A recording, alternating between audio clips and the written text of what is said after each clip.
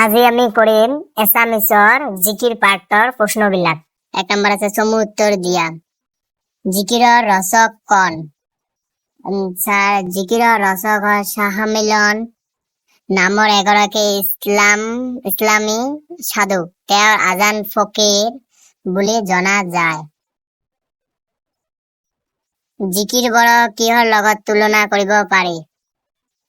জিকিৰ বৰা হিন্দুসকলৰ ভক্তিমূলক প্ৰাৰ্থনা বা তস্ত্ৰগীতৰ লগত তুলনা কৰিব পাৰি। জিকিৰ শব্দটা কিহৰ পৰা ওলাইছে? জিকিৰৰ শব্দৰ পৰা ওলাইছে। এই শব্দৰ মূল অৰ্থ হ'ল ঘনে ঘনে উচ্চাৰণ কৰা। তলৰ শব্দবোৰৰ অৰ্থ লিখা। যেমন রসুল ঈশ্বর, প্রেত পুরুষ বা দেবদূত বা আল্লাহর দূত, মহিম বিশ্বাসী মুসলমান, রহম দয়া, কুতুব দ্রব্য নক্ষত্র, বান্ধা গুপ্ত।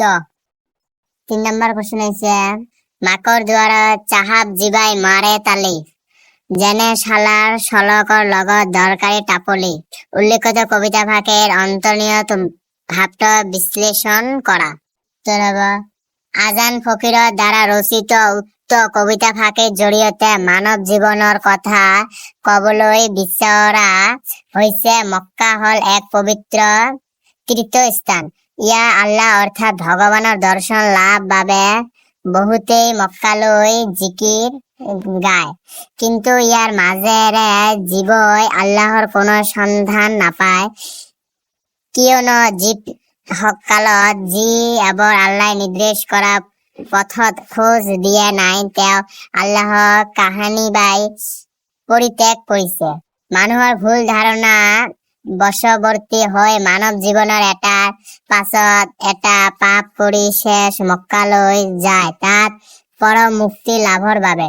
কিন্তু অৰ্থাৎ কৰ্মত লিপ্ত হেবজনে মুখৰ আল্লাহৰ নাম ললয় কেতিয়াও মুক্তি নাপায়। আচলতে বিশ্বাস মুছলমানজনৰ অন্তৰত আল্লাহ লুকাই থাকে, তাক মাত্ৰ স্মৰণ কৰিলে হল। এইখিনি হৈছে 3 নম্বৰ কোশ্চেন এনসাৰ। ব্যাখ্যা কৰা। পানী মৰে পিয়াহত, অগ্নি মৰে জাৰত, খোদা ৰসুল লুকাই আছে মুমিনীৰ আঁৰত। 4 নম্বৰ এনসাৰ হব প্ৰসঙ্গ। উক্ত কবিতা ভাগে আমাৰ পাঠ্যপুথিৰ অন্তৰ্গত আজান ফকীৰৰ দ্বাৰা ৰচিত জিকিৰ নামৰ পাঠটিৰ পৰা তুলি দিয়া হৈছে। সংগীত। এই পদফাঁকিৰ জৰিয়তে আল্লাহ অৰ্থাৎ ভগৱানৰ সন্নিধিৰ পথ কিদৰে লাভ কৰিব পাৰি তাকেই কবলৈ বিচাৰিছে। দেখা।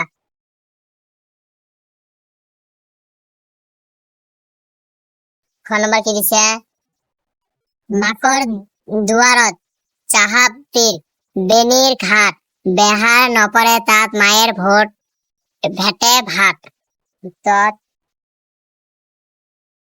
সংগীত। ব্যাখ্যা।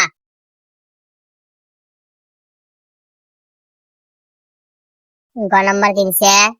সজার মইনাটির অনেক যুগিটি, দেও মারি পার হলে এরিলে প্রীতি। উত্তর হব প্রসঙ্গ, এখানে লিখিবা সংগীত। ব্যাখ্যা।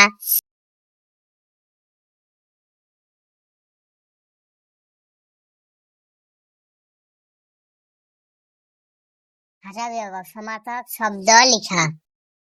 চিন্তা স্মরণ করা বা ভাব। ঘাট বন্ধর। প্রীত প্রেম প্রীতি। আসমান আকাশ, দরিয়া নদী বা সাগর। বৃহৎ তৃষ্ণা, বাট রাস্তা, পথ আলি, ঢেল দেহ করে